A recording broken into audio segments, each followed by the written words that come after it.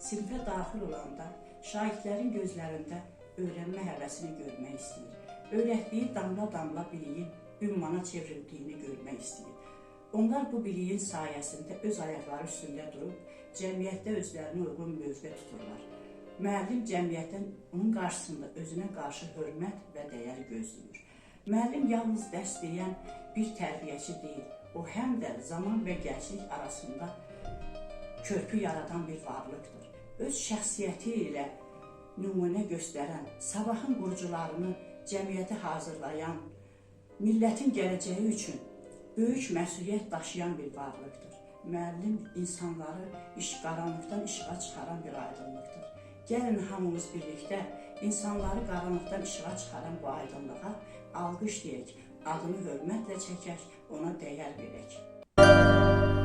Məktəb illəri ömrümün ən şirin